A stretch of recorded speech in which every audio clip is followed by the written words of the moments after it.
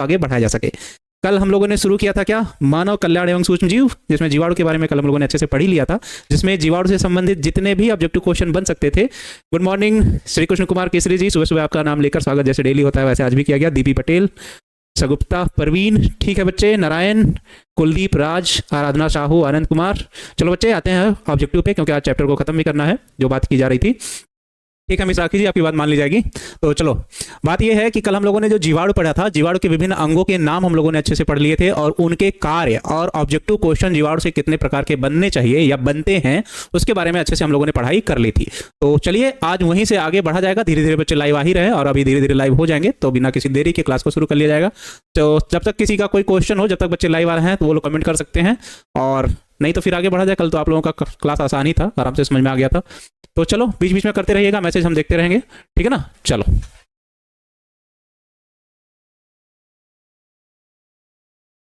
तो आज जो सबसे पहला हम लोग क्लास ले रहे हैं उसमें, ओहो आज व्हाइट बैकग्राउंड पे पढ़ाना है क्या। चलिए आज इसमें जो पढ़ेंगे हम लोग, सबसे पहला क्वेश्चन लेते हैं। चलिए पहले एक हाइलाइटर चुन लिया जाए। जैव उर्वरक क्या है, तो इससे संबंधित देखो ये क्वेश्चन तो 2 नंबर में वैसे भी पूछ लेगा, इससे कोई बड़ी बात तो नहीं है, पर हम लोगों को इसमें एक जरूरी चीज जो पढ़ना है उसको समझिए। पहले तो हम लोग पढ़ते हैं क्या, नाइट्रोजन फिक्सिंग बैक्टीरिया। क्या पढ़ते हैं, nitrogen fixing bacteria, nitrogen fixing bacteria, या उसी को हम लोग कहते हैं नाइट्रोजन स्थिरीकरण जीवाणु। नाइट्रोजन स्थिरीकरण जीवाणु, स्थिरीकरण जीवाणु। ठीक, अब नाइट्रोजन स्थिरीकरण जीवाणु तो हिंदी में कहते हो।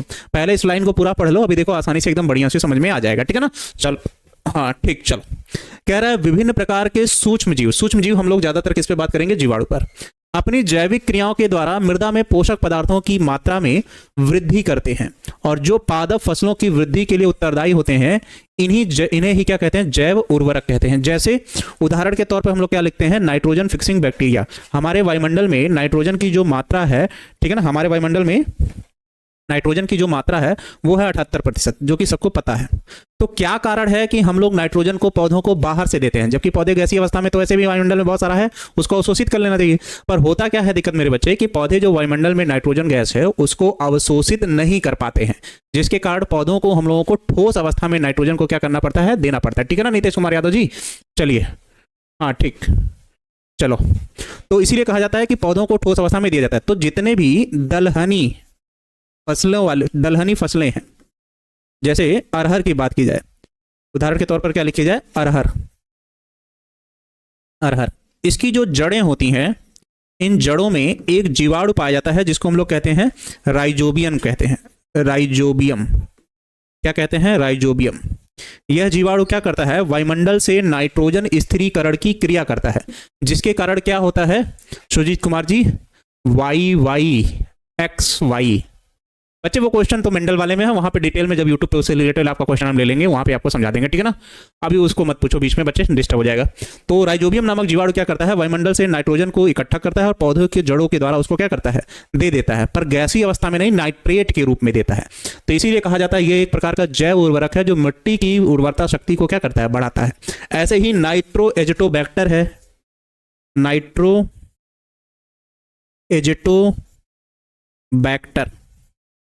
ये है, ये भी नाइट्रोजन स्थिरीकरण करता है। नाइट्रोसोमोनास है, नाइट्रोसोमोनास ये है, ये भी नाइट्रोजन स्थिरीकरण की क्रिया करता है। तो इतना आप लोगों के लिए काफी है, 3 नाम। नास्टॉक भी लिख सकते हो, एनाबियना भी लिख सकते हो, ये भी क्या करते हैं, वायुमंडल से नाइट्रोजन स्थिरीकरण की क्रिया करते हैं और जैव उर्वरक कहलाते हैं, जिसके कारण क्या होता है, ये मिट्टी की या पौधों की उर्वरता शक्ति को बढ़ाते हैं। क्या चाहिए किसी और में, चलो बच्चे ठीक है ना। गुड मॉर्निंग, राधे राधे, कोई बात नहीं बच्चे, राधे राधे, गुड मॉर्निंग।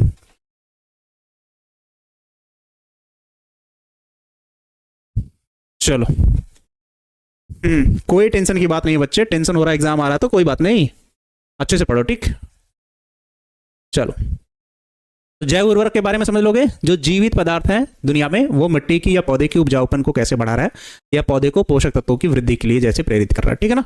चलो अगला क्वेश्चन इससे है, छोटे छोटे क्वेश्चन है, बीओडी या बायोलॉजिकल ऑक्सीजन डिमांड। चलो इसको समझने की बात अगर की जाए तो पहले थोड़ी देर के लिए बात कर लो आराम से, अभी देखो इसकी थियरी याद हो जाएगी, ठीक है ना, उसको पढ़ा जाएगा बाद में। मान लो कह रहा है कि ये एक तालाब है, ये एक तालाब है, यहां पर कोई एक जीव है, मान लो यहां पर कोई एक जीव है और वो जीव क्या है, मछली।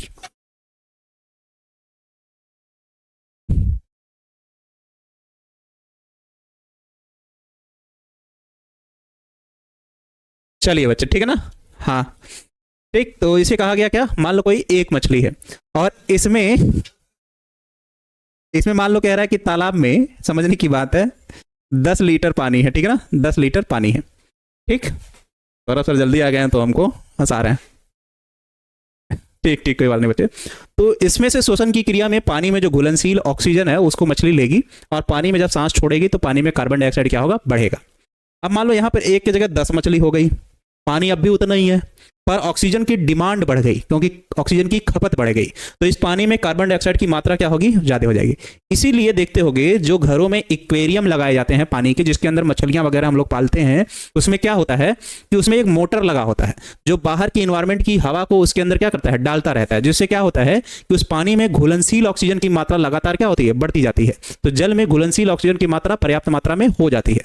तो जब किसी एक पर्टिकुलर स्थान पर बायोलॉजिकल ऑक्सीजन डिमांड की मात्रा बढ़ती है, किस आधार पर, जीवों की संख्या के आधार पर, तो उसी को कहते हैं बीओडी या बायोलॉजिकल ऑक्सीजन डिमांड। अब जरूरी नहीं है कि जीव में वो केवल जंतु हो, यह भी हो सकता है कि उस तालाब में या उस जगह पर शैवाल, एल्गी या अन्य जलकुंभी वगैरह पौधे जो हैं वो ज्यादा मात्रा में उगाए हों, तो वो भी ऑक्सीजन को ज्यादा खत्म करेंगे या खपत करेंगे और ऑक्सीजन की डिमांड लगातार बढ़ती जाएगी। उसी को कहते हैं बायोलॉजिकल ऑक्सीजन डिमांड। कितनी मात्रा होती है अब इसको पढ़ के थोड़ा सा समझ लो, ठीक। चलो सूरज कुमार जी, ऋतिक, गुलफाम आलम, ठीक ठीक है, अर्चना कुमारी जी आप तो लग रहा है काफी दिन बाद दिखी हैं, ठीक है। लिखा है जैव रासायनिक ऑक्सीजन मांग या बायोलॉजिकल ऑक्सीजन डिमांड इसको कहते हैं इंग्लिश में। प्रदूषित जल में अपशिष्ट कार्बनिक पदार्थों का अधिक होना होता है, यह जब जल में उपस्थित सूक्ष्म जीव इनका विघटन करते हैं, मतलब सड़ा गला के नष्ट करते हैं, तो ऑक्सीजन की खपत बढ़ जाती है। इस कारण जल में घुलनशील ऑक्सीजन की मात्रा कम हो जाती है तथा इसकी कमी के कारण जलीय जीव क्या होने लगते हैं, मरने लगते हैं, क्योंकि ऑक्सीजन चाहिए भाई। अब अतः ऑक्सीजन की वह मात्रा जो सूक्ष्म जीवों को जल में उपस्थित कार्बनिक अपशिष्ट पदार्थों के पूर्ण विघटन के लिए आवश्यक होती है उसे जैव रासायनिक ऑक्सीजन डिमांड कहते हैं। आवश्यकता अनुसार जितना चाहिए ऑक्सीजन उतना, ठीक। चलो 1 मिनट, ठीक ठीक है। चलो target board 12th Priya Kumari. चलो आगे आगे लिखा है उच्च बीओडी की मात्रा अधिक जल प्रदूषण का संकेत होती है। पेयजल की बीओडी सदैव, मतलब पीने योग्य जल का जो बायोलॉजिकल ऑक्सीजन डिमांड होता है वो 0.7 पार्टिकल होता है, ठीक है ना, के मध्य होना चाहिए। औद्योगिक संस्थानों से निकलने वाले अपशिष्ट जल की बीओडी 2500 से 3000 होती है। अतः पुनः उपचार द्वारा जब तक इसका बायोलॉजिकल ऑक्सीजन डिमांड 5 से 10 ppm तक न हो जाए इसे नदियों में नहीं डालना चाहिए। इसीलिए कहा गया है कि फैक्ट्रियों से निकलने वाले जो जल हैं या दूषित पदार्थ हैं उनको नदियों में या समंदर में प्रवाहित करने से पहले बच्चे क्या किया जाना चाहिए, शुद्ध किया जाना चाहिए। हालांकि गवर्नमेंट ने ऐसे बहुत सारे रूल निकाले हैं पर उसको कोई मानता नहीं है, इसकी दिक्कत हो जाती है, ठीक है ना बच्चे, ठीक। कुमारी निकल गया कमेंट, अंकित कुमार जी, ठीक है ना। चलो तो बायोलॉजिकल ऑक्सीजन डिमांड सीधे सीधे कहने का मतलब यह है किसी भी जीव को आवश्यकता अनुसार ऑक्सीजन की मात्रा को पूरा करना, ठीक। चलो कहानी के तौर पर इसको अच्छे से याद रखना, ठीक है ना। चलो रैकेट से सब इतना मच्छर फोड़ रहे हैं, ऐसा लग रहा है पटाखा जल रहा है। अरे भाई अभी बाय बोल दिया, नींद आ रही है क्या। सूक्ष्म जीवों का उपयोग और कहां करते हो, सिरका उत्पादन में।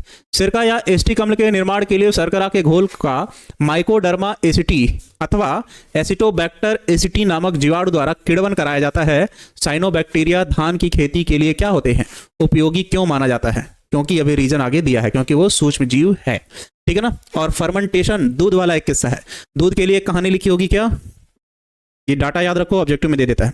दूध को 70 डिग्री सेल्सियस पर उबाला जाता है, कितने देर के लिए, 15 सेकंड के लिए, और 65.2 डिग्री सेल्सियस पर उबाला जाता है किसने के लिए?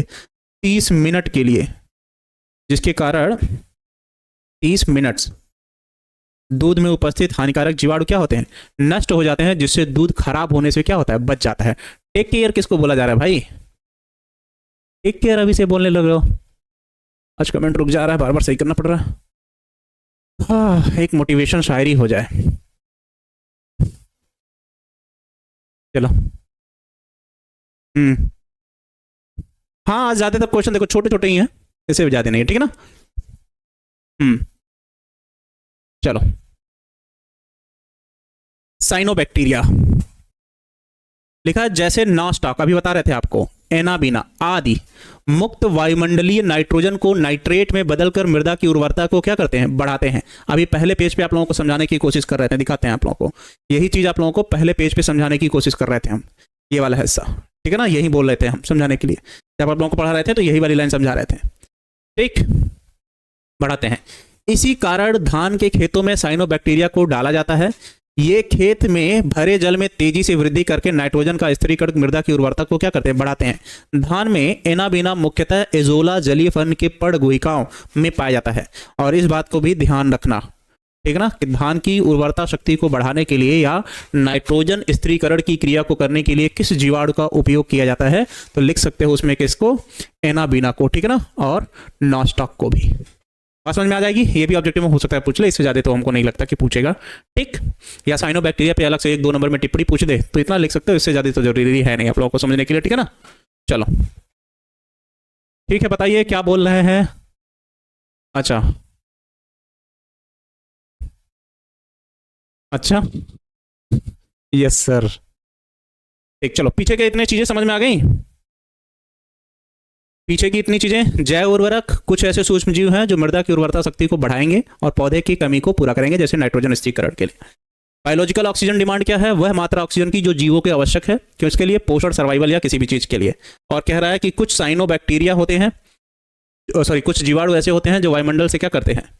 उपयोग करते हैं सिरका बनाने में। एसिटिक अम्ल पाया जाता है सिरकों में। माइकोडर्मा एसिटी नामक जीवाणु या एजिटोबैक्टर एसिटी।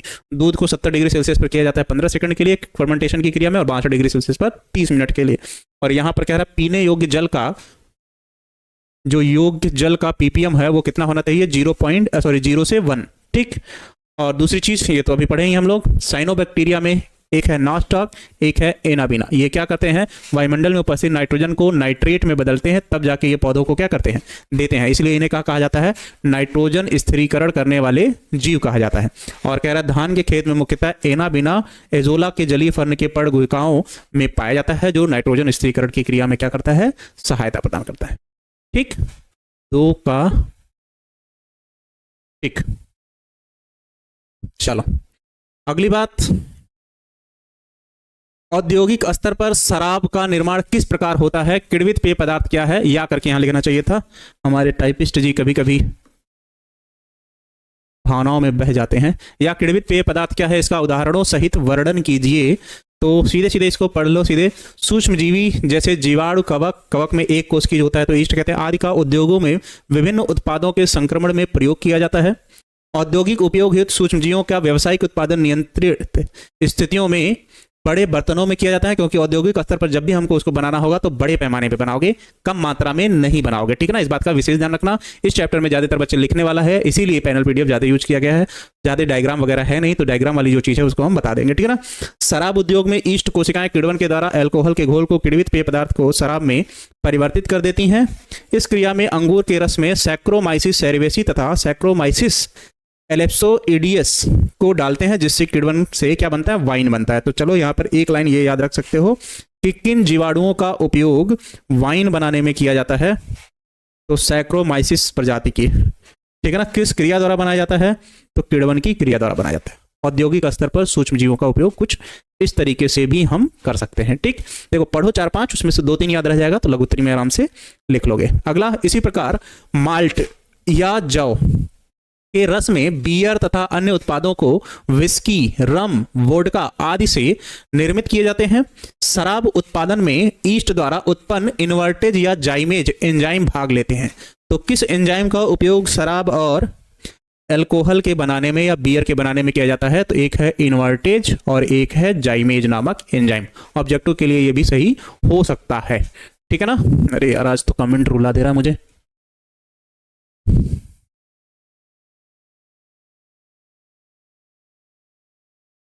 चलो हाँ ठीक है, ठीक है प्रिया कुमारी जी, ठीक खातून जी। नहीं बस ऐसे थोड़ी थोड़ी चीजें याद रखो। चलो जैसे यही है कि इन्वर्टेज और जाइमेज एंजाइम का उपयोग किसमें किया जाता है? तो उसका उपयोग किया जाता है किसके लिए? बियर बनाने में या अल्कोहल या विस्की या शराब बनाने में। वैसे ही कहेगा सूक्ष्म जीवों का औद्योगिक स्तर पर उपयोग कब करते हो? औद्योगिक स्तर पर उपयोग करते हैं शराब या अल्कोहल बनाने में, ठीक है ना। व्यावसायिक स्तर पर बड़े पैमाने में यूज किया जाता है। वाहित मल, आई थिंक यही आप लोगों का लास्ट होना चाहिए, नहीं अभी एक और है। वाहित मल घरों से निकलने वाले कचरे को कहते हो, जिसमें आपके वॉशरूम वगैरह के जो अपशिष्ट पदार्थ हैं वो भी हो सकते हैं, या किचन का अपशिष्ट पदार्थ जो है वो भी हो सकता है। नहाने से जो अपमार्जक वगैरह निकलते हैं, साबुन या जो भी कह लो, सर्फ के घोल, वो भी हो सकते हैं। तो इन सब का उपयोग हो जाएगा किसमें? इन सब का उपयोग हो जाएगा किसमें? वाहित मल के रूप में होगा, ठीक है ना।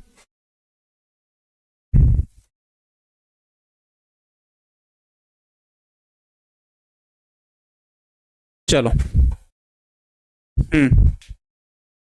चलो, नहीं ऐसा नहीं बच्चे। तो लिख रहा है सीधे सीधे, घरों, कार्यालयों आदि महानगरीय क्षेत्रों से निकलने वाले मल मूत्र युक्त अपशिष्ट जल को वाहित मल कहते हैं। इसमें अपमार्जक, साबुन, मिट्टी, रसायन आदि अपशिष्ट पदार्थ उपस्थित होते हैं।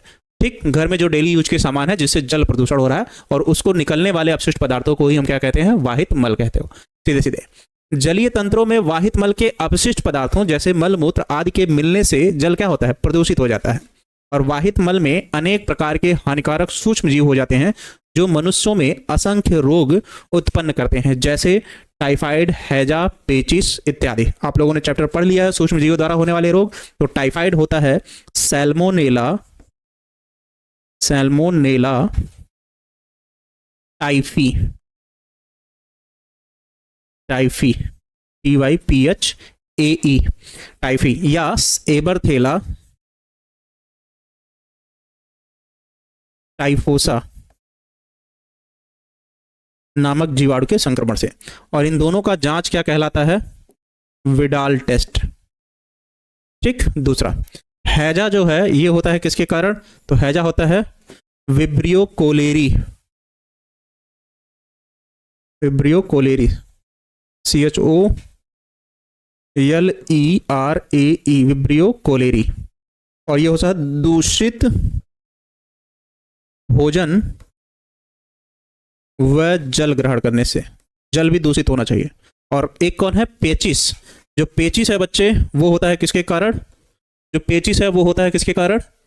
ठीक, कोई बात नहीं, ठीक है बच्चे, चलो डेटा दिक्कत कर रही है। तो पेचिस होता है अंटअमीबा हिस्टोलिटिका के कारण, अंटअमीबा हिस्टोलिटिका, हिस्टोलिटिका, ठीक। या प्लाज्मोडियम भी संक्रमण से हो जाता है, क्योंकि ये प्रोटोजोआ लिख के आता है कभी कभी, तो वो भी हो जाएगा, ठीक है ना। हालांकि मलेरिया वगैरह आएगा उसमें, ठीक है ना, Plasmodium vivax, Plasmodium falciparum, Plasmodium oval, Plasmodium malariae, ठीक है ना, वो तो होगा ही, पर वो भी डिसेंट्री में हेल्प कर देता है कभी कभी, ठीक है ना। चलो खत्म करना है बस, और कुछ नहीं यार, ठीक है ना। जिस दिन बहुत ज्यादा लिखने वाला रहता है उस दिन सही में थोड़ा परेशानी बढ़ जाती है, आप लोगों की भी और मेरी भी, क्योंकि प्रैक्टिस आप लोगों को यूट्यूब पे कराना वो ज़्यादा ज़रूरी है, ठीक। इसको एक बार बस पढ़े रहिए, आराम से याद हो जाएगा। कहानी के तौर पे पढ़िए, किसी को दे दीजिए PDF, पढ़ के बस सुना देगा, story type, short note type, आराम से आपको याद हो जाएगा, ठीक। अभी मैं आप लोगों को दिखाऊं तो आप लोगों को समझ में नहीं आएगा। देखो ये पूरा चैप्टर दोनों तरफ भी नहीं है, एक साइड इधर खाली है, इस साइड खाली लिखा है, शॉर्ट नोट के तौर पे मुझसे पूरा चैप्टर इसमें याद है, ठीक। वैसे ही शॉर्ट नोट बनाओ जिसमें आप लोगों को समझ में आ जाए, ठीक है ना, परेशान होने की जरूरत नहीं है। हाँ ठीक है, सब्जेक्टिव करा देंगे भाई इस बार, कहीं परेशान हो रहा है बच्चा, काफी देर से कमेंट दागे हुए हैं। आगे फिर लिखा है, आगे फिर लिखा है बच्चे, ठीक है ना, आगे लिखा है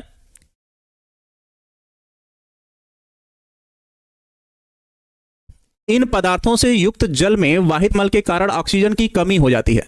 तो जब ऑक्सीजन की कमी होगी, क्यों? क्योंकि प्रदूषित हो रहा है जल, तो जल में घुलनशील ऑक्सीजन की मात्रा लगातार क्या होगी? बढ़ जाती है, तथा जल में उपस्थित कार्बनिक पदार्थों के विघटन नहीं हो पाता है, जिसके कारण जलीय परितंत्र या जैव विविधता को क्या होता है?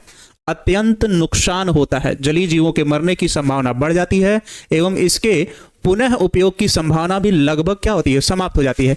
इसलिए इस वाहित मल का शहर की आबादी के बाहर नदी, तालाब या झीलों में उचित निपटारण या निपटना आवश्यक है, जो कि अभी थोड़ी देर पहले आप लोगों से हम बोले हैं कि गवर्नमेंट का रूल है, पर कंपनियां कितना फॉलो करती हैं, कितना नहीं करती हैं, इस बात का अंदाजा आपको भी होगा।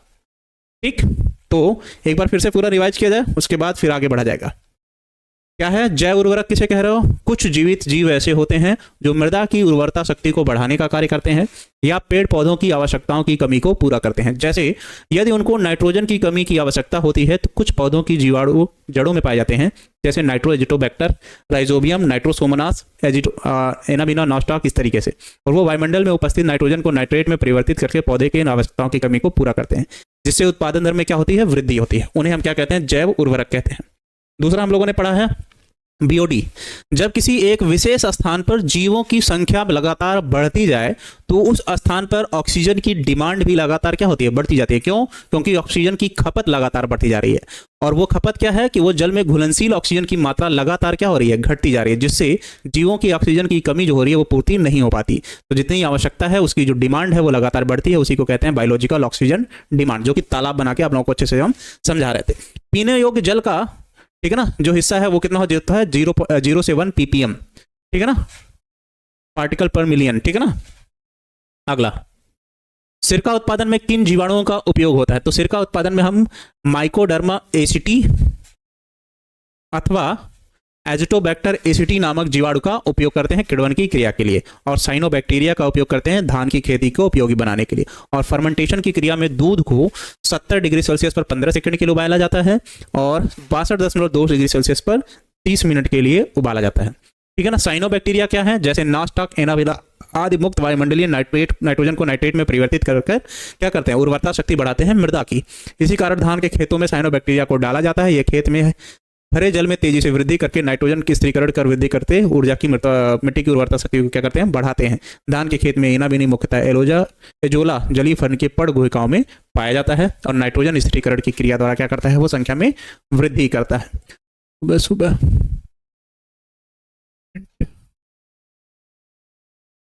सही हो जा।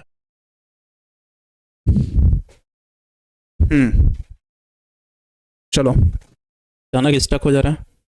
अगला, औद्योगिक स्तर पर शराब का निर्माण किस प्रकार होता है, या किण्वित पेय पदार्थ क्या है? इसको उदाहरण सहित वर्णन कीजिए। सूक्ष्म जीव जैसे जीवाणु, कवक एक कोष की होता है तो कवक उसे ईस्ट कहते हैं, आदि का उद्योग में विभिन्न उत्पादों के संश्लेषण में प्रयोग किया जाता है। औद्योगिक उपयोग हेतु सूक्ष्म जीवों का व्यावसायिक उत्पादन नियंत्रण स्थितियों में बड़े बर्तनों में किया जाता है। शराब उद्योग में ईस्ट कोशिकाएं किण्वन के द्वारा शराब के घोल को किण्वित पेय पदार्थ के शराब में परिवर्तित कर देती हैं। इस क्रिया में अंगूर के रस में सैक्रोमाइसिस सेरेवेसी या सैक्रोमाइसिस एलिप्सोइडियस को डालते हैं, जिससे वाइन बनती है। तो वाइन बनने के लिए दो जीवाणु ये उपयोगी हो गए।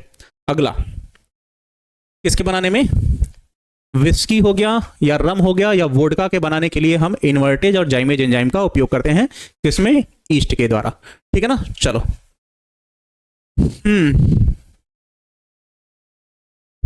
ठीक, चलो बताओ। ठीक है बच्चे, कोई बात नहीं। हाँ भाई, कहानी के तौर पे बोले तो हैं, याद रखो इसको, बस याद हो जाएगा। शॉर्ट नोट बनाओ, ठीक, सारे चैप्टर के, इसी चैप्टर के केवल नहीं, सारे चैप्टर के शॉर्ट नोट बनाओ, ठीक। चलो, हाँ बाकी क्लासेस तो चलेंगी। कुछ है क्या आज? एक बच्चा पूछ रहा है बाकी क्लासेस चलेंगी क्या सर?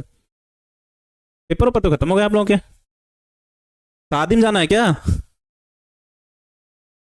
चलो, शादी में जाना तब भी बता दो भाई।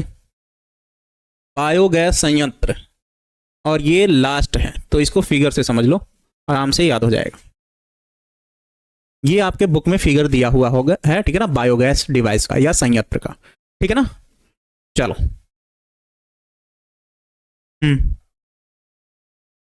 पहला हिस्सा डंग वाटर। डंग का मतलब होता है गोबर, काउ डंग, गाय के गोबर को। तो कह रहा है गोबर को क्या किए? जल के साथ घोल लिए, मच्छर जी आज आपका आखिरी दिन था, बच गया यार। गोबर को क्या किए, घोल लिए, ठीक है ना, इसके साथ जल के साथ, और एक घोल बना के एक टैंक में क्या किए, इकट्ठा कर लिए। एक घोल बना के एक टैंक में इकट्ठा कर लिए, ये रहा टैंक। यहां पे क्या किया, उसको इकट्ठा कर लिया और उसको मिक्स कर रहा, ठीक।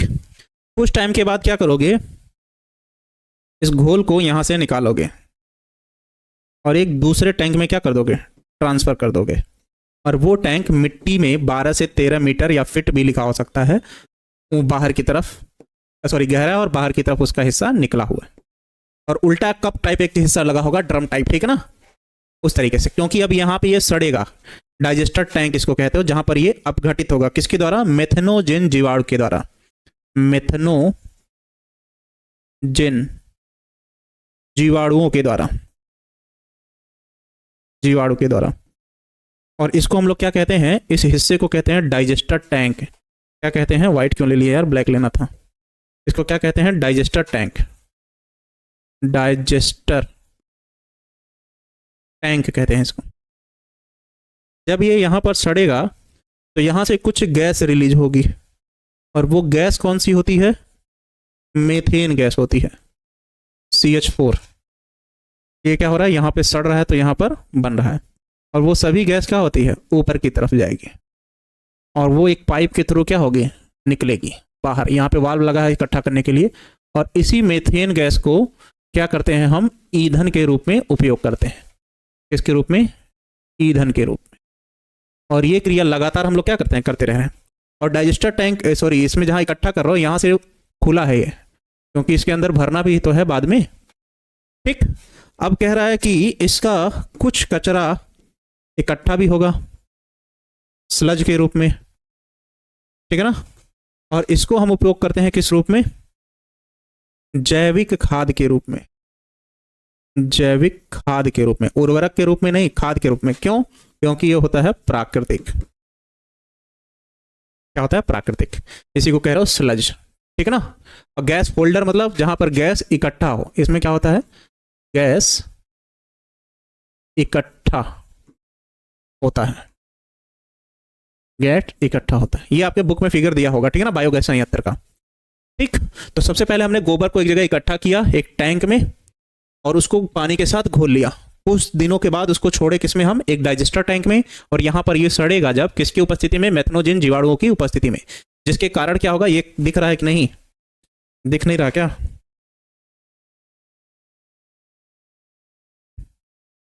ये यहां से हम मिटा के ब्लैक कलर से लिख दे रहे हैं, मेथनोजेन जीवाणु, मेथनोजेन जीवाणु की उपस्थिति में क्या होगा, ये सड़ेगा। सड़ने से यहां से कुछ गैस निकलेगी, कौन कौन सी, हाइड्रोजन गैस हो सकता है, कार्बन डाइऑक्साइड भी हो सकता है, और मेथेन तो जरूरी है, वो तो बनेगा ही। फिर उसको मेथेन गैस को एक जगह इकट्ठा करके ईंधन के रूप में हम लोग क्या करते हैं, उपयोग करते हैं। और जैसे ही उपयोग करते हो बाकी चीजें बच गए, उसे स्लज या कचरा कह लिया, और जैसे जैविक खाद के रूप में हम खेत में करते हैं, कहां पर, खेत में। और यही कहानी हमने यहाँ पर लिख रखी है, जिसको आप पढ़ेंगे तो सिर्फ वही चीज लिखा है। एक बार पढ़ के सुना देते हैं, पूरी कहानी एक बार पढ़ेंगे, स्टोरी टाइप, आपको याद भी रह जाएगी। लिखा है, मनुष्यों तथा पशुओं के विविध कार्यों से पैदा हुए जीव भार, अवशेषों तथा उत्सर्जी जैव भारों से जैव ऊर्जा को प्राप्त किया जा सकता है। मानव मल व पशुओं के गोबर से जैव गैस का निर्माण किया जा सकता है। गोबर से प्राप्त जैव गैस को गोबर गैस या बायोगैस कहते हैं, ठीक। पूरी कहानी लिखने की जरूरत नहीं है, इतना बड़ा पढ़ोगे तो तुमको याद रह जाएगा, ठीक है ना। देखो यार सत्यम, तुम लिखा है, इसे अपशिष्ट जैव भार को मेथनोजेनिक जीवाणुओं, उदाहरण मेथनोजेन बैक्टीरियम द्वारा ऑक्सी विघटन से प्राप्त किया जाता है। इससे होने वाले, अनाक्सी मतलब ऑक्सीजन की अनुपस्थिति में, इससे होने वाले जैव गैस में मीथेन गैस की प्रचुर मात्रा होती है।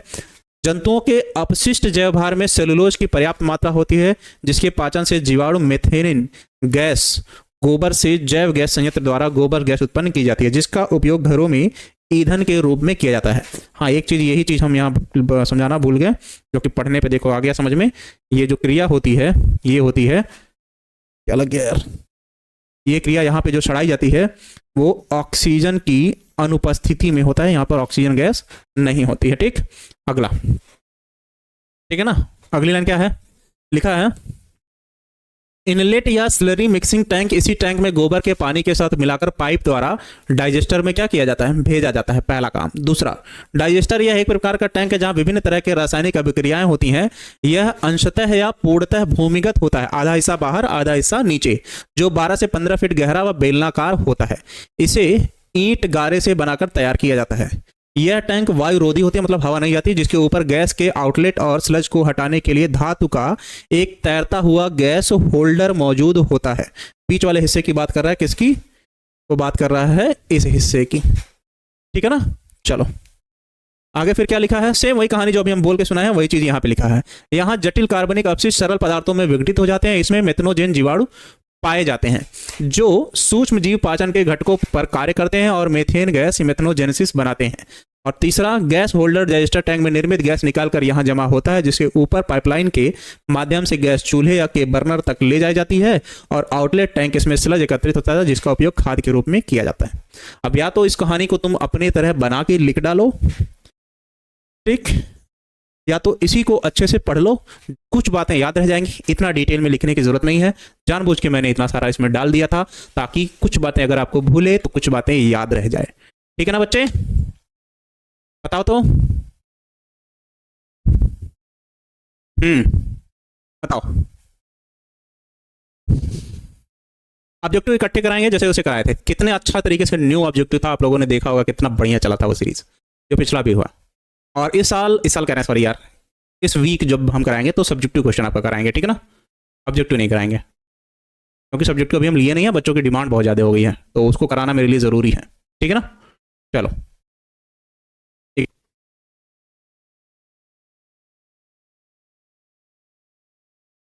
ठीक, हो जाएगा, परेशान मत रहो। तो चलो कल मिलते हैं इसी टाइम पे, तब तक के लिए ख्याल रखो अपना। जय हिंद, मुस्कुराते रहो, आराम से फिर मिलते हैं एक नए क्लास में नए दिन पे। बाय।